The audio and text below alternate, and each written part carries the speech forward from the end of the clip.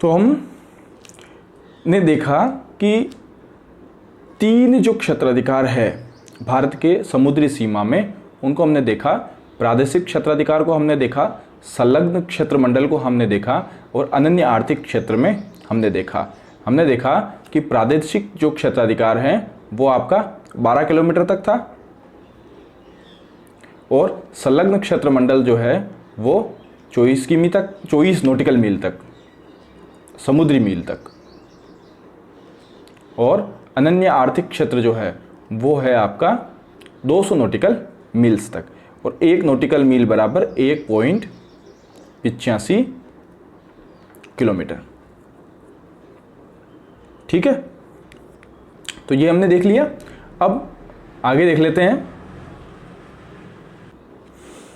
तो इस तरह वर्तमान में जो भारत है उसमें आपके 28 राज्य और 8 केंद्र शासित प्रदेश है।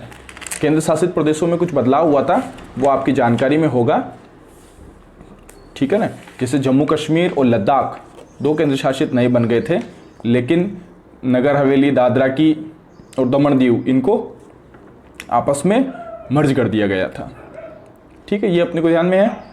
इसके अलावा यदि एक क्षेत्रफल की दृष्टि से हम देखें, तो एक बार नक्शा ले तो क्षेत्रफल की दृष्टि से देखें तो सबसे बड़ा जो राज्य है 1 नंबर पे, वो है आपका राजस्थान।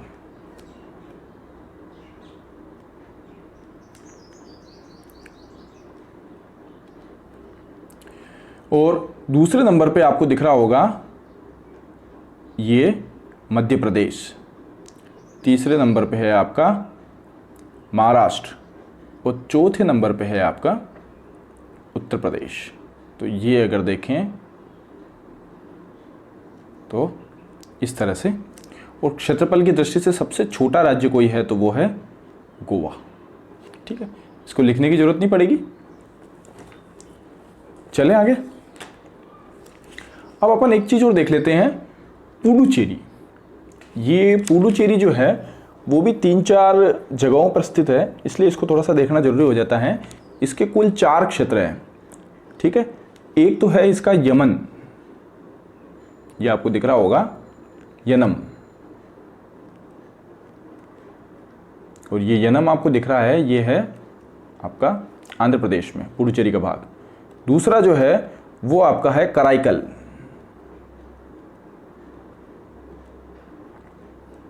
ये आपका कहाँ है, तमिलनाडु में।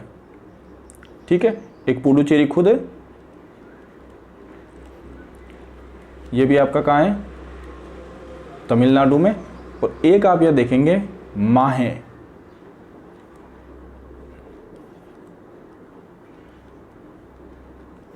ये कहाँ है आपका, केरल में। तो ये एक अकेला ऐसा केंद्र शासित प्रदेश है जो 4 जगह स्थित है, और 3 राज्यों में, एक आपका आंध्र प्रदेश, तमिलनाडु और केरल में। ठीक है, ये ध्यान में रह जाएगा। कहाँ है, यनम, कराईकल और पुडुचेरी और माहे। ये देखिए, ये है आपका यनम, ये है पुडुचेरी, ये है कराईकल और ये आपका माहे।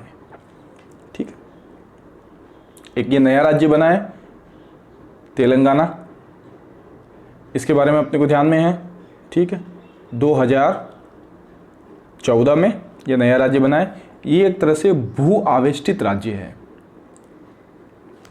अब भू आवेष्टित राज्य क्या है, भू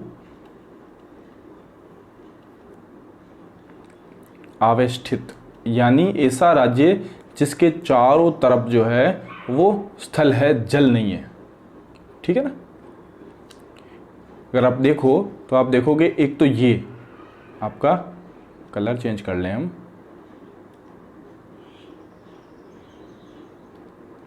तो आपका ये जो भू आवेष्टित राज्य है, एक ये है, ये देखो, ये है भू आवेष्टित राज्य है। ऐसा राज्य जिसकी ना तो जल सीमा हो ठीक है, और ना किसी देश के साथ कोई सीमा लग रही हो।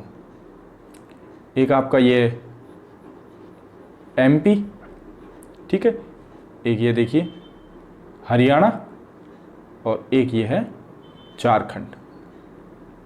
तो झारखंड, छत्तीसगढ़, तेलंगाना, एमपी और हरियाणा, ये जो राज्य है ये कौन से राज्य हैं?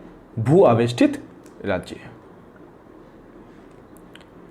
इसके बाद हम देख लेते हैं अंडमान निकोबार की स्थिति। ये देखिए अंडमान निकोबार, तो सबसे पहले आप ये देखो, ये कोको द्वीप है यहाँ, ठीक है, ये कोको स्टेट है, ये है म्यांमार के पास, ठीक है, भारत के पास था, भारत ने म्यांमार को दे दिया। अब ये है, ये आपका उत्तरी अंडमान, ठीक है, ये आपका दक्षिणी अंडमान, ये आपका लघु अंडमान, ये है फिर निकोबार, और ये है आपका इंदिरा पॉइंट। कितना बताया था मैंने? ठीक है ना, 6.4 डिग्री उत्तरी अक्षांश पर, 6 डिग्री 4 उत्तरी अक्षांश पर स्थित है ये।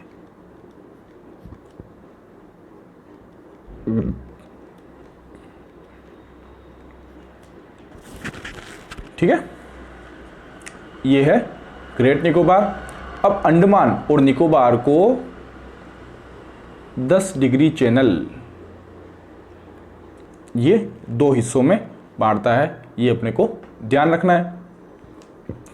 डंकन दर्रा जो है ये दक्षिणी अंडमान और लघु अंडमान, लिटिल अंडमान को बांटता है। तो 2 दर्रे हो गए, एक तो डंकन दर्रा, एक 10 डिग्री चैनल। अब आप देखेंगे तो दक्षिणी अंडमान में है पोर्ट ब्लेयर। पूछ ले पोर्ट ब्लेयर कहाँ है, तो वो आपको ध्यान में रखना है, दक्षिणी अंडमान में। एक बेरन द्वीप है, ये एक ज्वालामुखी है,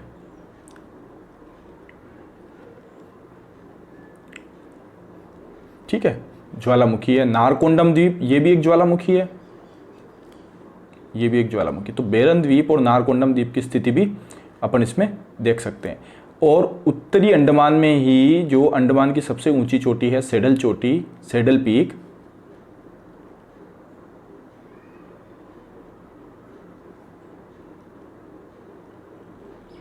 ठीक है ना, सेडल चोटी वो स्थित है। मोटे मोटे रूप से ये समझ में आ गया होगा। तो एक छोटा सा नक्शा और बना लेते हैं हम।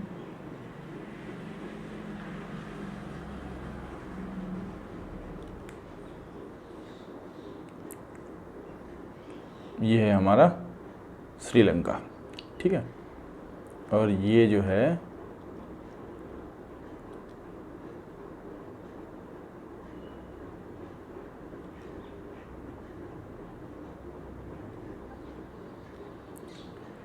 ये जो है इसको कहते हैं पाक की खाड़ी। क्या कहते हैं इसको?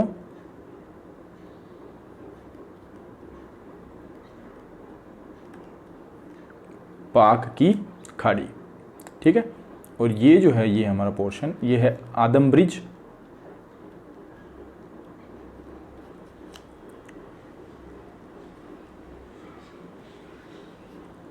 ठीक है। और ये जो इधर वाला हिस्सा है, ये पानी का इधर वाला हिस्सा, इसको कहते हैं मन्नार की खाड़ी।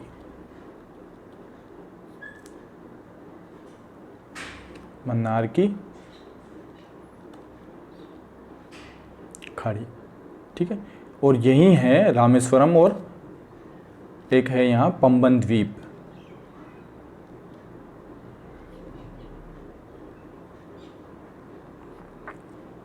ठीक है ना। तो ये अपने ध्यान में आ गया। अब हम एक चीज देख लेते हैं, भारत के उसके पड़ोसी देशों के साथ क्या सीमा संबंध है, ठीक है। तो भारत के उसके पड़ोसी देशों के साथ जो सीमा संबंध है उसको हम देख लेते हैं। सबसे पहले हम देखें तो बांग्लादेश, ये है आपका बांग्लादेश, ठीक है। ये इधर यहाँ तक ये बांग्लादेश है। त्रिपुरा अपन ने पिछली बार देखा था, 3 तरफ से घुसा हुआ है बांग्लादेश के साथ,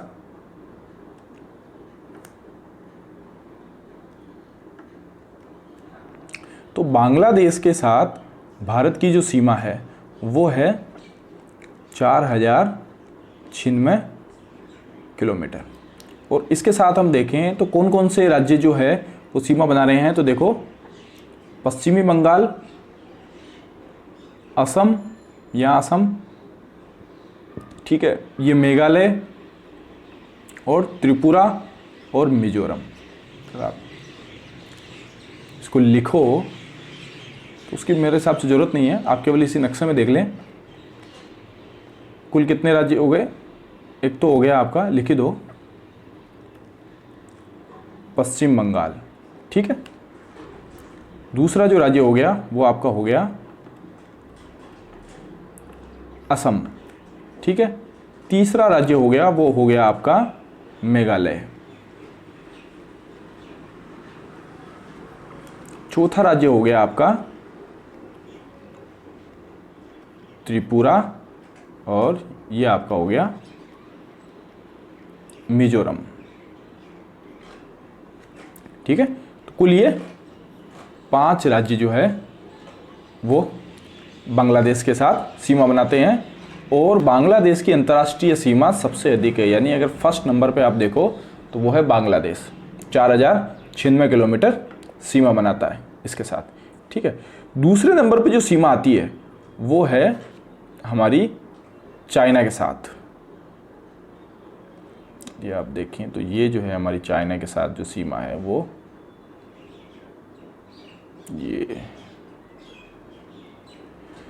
ये दूसरे नंबर पे सबसे अधिक लंबी सीमा है। इसकी कुल लंबाई है 3488 किलोमीटर, ठीक है। इसमें कौन कौन से राज्य आ रहे हैं देखो, पहले JNK था, अब लद्दाख आता है,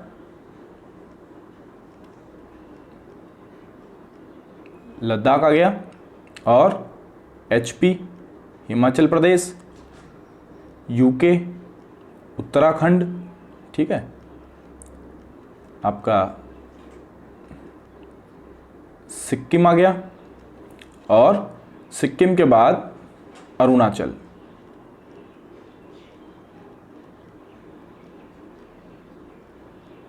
ये अरुणाचल आ गया।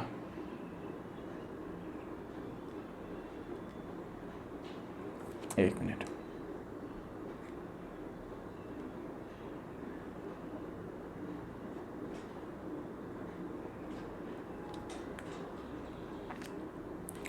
ठीक है ना, ये अरुणाचल आ गया।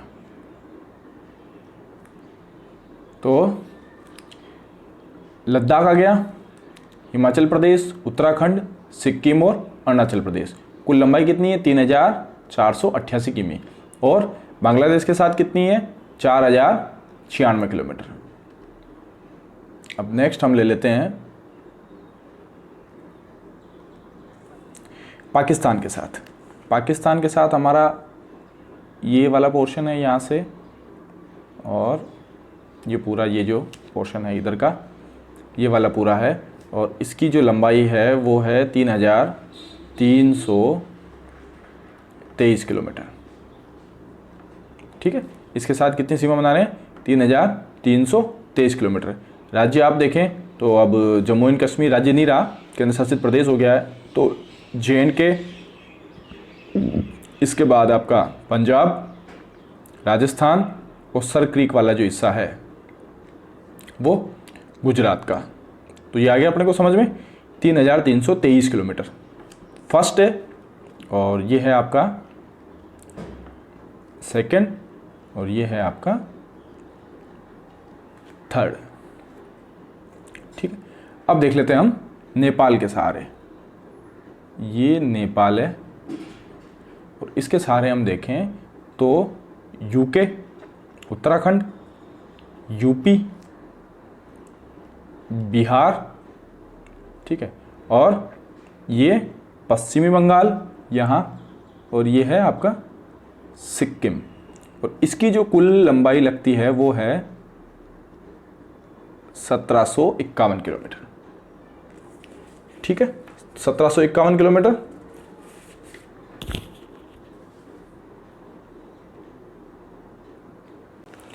अब नेक्स्ट जो है हम देख लें म्यांमार।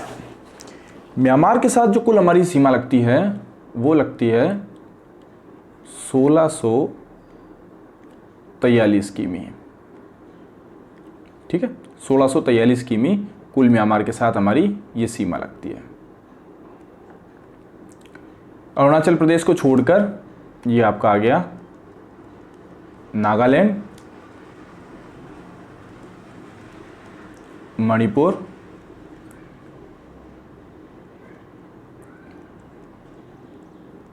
मिजोरम।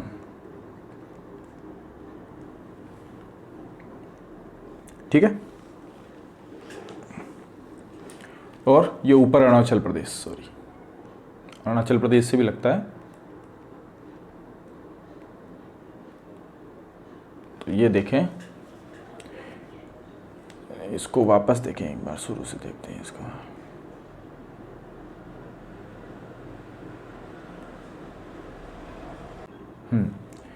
यहाँ, हाँ ये देखिए, ये जो म्यांमार के साथ है वो यहाँ से सीमा लग रही है यहाँ तक। ठीक है ना, और ये है कुल 1643 किलोमीटर। ठीक है, अब इसमें कौन कौन से प्रदेश आ गए? अपने जो राज्य हैं वो अरुणाचल प्रदेश, नागालैंड, मणिपुर और मिजोरम। ठीक है, ये आ गया समझ में। अब इसी के साथ भूटान देख लें। ये है 699 किलोमीटर। ये आप देखो तो आपका सिक्किम हो गया, ये हो गया पश्चिम बंगाल, और ये हो गया असम, और ये हो गया अरुणाचल प्रदेश। सिक्किम, पश्चिम बंगाल, असम और अरुणाचल प्रदेश। तो भूटान के साथ हमारी ये सीमा लग रही है। अफगानिस्तान के साथ हम देखें तो उससे केवल ये जो हमारा ऊपर वाला क्षेत्र है, सॉरी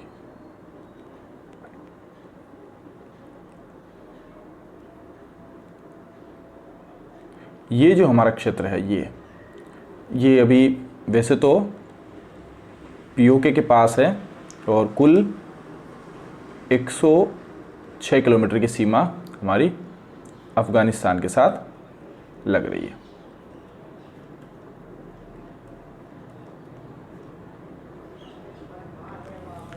तो सारे राज्यों को हमने देख लिया। रेड क्लिफ जो है रेखा, उसके बारे में और मैकमोहन रेखा के बारे में हम पहले पढ़ चुके हैं। अफगानिस्तान के जो साथ हमारी रेखा लगती है वो है डूरंड रेखा। क्या नाम है इसका? इसका नाम है डूरंड रेखा। ठीक है, और ये जो है इस रेखा का निर्धारण 1896 में मार्टिनल डूरंड ने, ठीक है, तो डूरंड महोदय ने इस रेखा का निर्धारण किया था। कब किया था? 1896 में। ठीक है, ये आ गया अपने समझ में। अब हम एक वो जम्मू कश्मीर का जो वर्तमान में कुछ समस्याएं हैं, जैसे पीओके और चीन ने हमारी कुछ ज़मीन पे कब्जा कर रखा है, प्लस सियाचिन वाली जो समस्या है, उसको हम एक बार देख लेते हैं। उसके बाद हमारा ये भारत का भौतिक परिचय जो है वो समाप्त हो जाएगा और हम भारत का भौतिक विभाजन शुरू कर देंगे। अब ये देखो, ये दो चीज़ें हैं। एक तो आपका जो है LOC, लाइन ऑफ कंट्रोल, ठीक है। ये जो LOC है ये भारत और पाकिस्तान के बीच में है, ठीक है ना। अब इस रेखा को देखो, ये है अपना पूरा भारत, लेकिन भारत का जो मूल क्षेत्र है वो इतना ही अभी हमारे पास है, ये केवल ये वाला क्षेत्र। इसमें से भी थोड़ा सा है अपने पास, सियाचिन वाला अपना अलग से देखेंगे अभी। ये वाला, ये आपका जो है पूरा पीओके के पास है, ठीक है। पाकिस्तान ऑक्यूपाइड कश्मीर है। अब पीओके ने ये वाला जो क्षेत्र था ये पूरा 1963 में किसको दे दिया? चीन को दे दिया।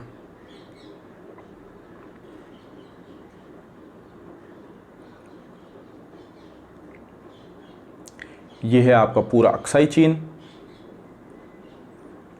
ये जो है 1962 के युद्ध में चीन ने हड़प लिया था और आज भी जो है यहाँ छुटपुट गतिविधियाँ करता रहता है। ठीक है, ये हम देखते हैं। यहाँ है आपका करगिल, जहाँ अटल जी के समय भारत और पाकिस्तान के बीच में युद्ध हुआ था। और ये जो है हमारा क्षेत्र, ये है सियाचिन ग्लेशियर का क्षेत्र, जिसके ऊपर अधिकार को लेकर भारत और पाक के बीच में आज भी जो है वो खींचातानी चल रही है। ठीक है, मोटा मोटा रूप से ये भारत का भौतिक परिचय अपन ने देख लिया है। ये सियाचिन की जो समस्या है ये हम एक छोटे से वीडियो में देख लेंगे इसके बाद ही। ठीक है, मिलते हैं फिर एक नई वीडियो के साथ। जुड़े रहिए, चैनल को सब्सक्राइब करें और अपने मित्रों और इष्टजनों के बीच में इसे शेयर करें ताकि अधिक से अधिक लोग इससे लाभान्वित हो सके। धन्यवाद।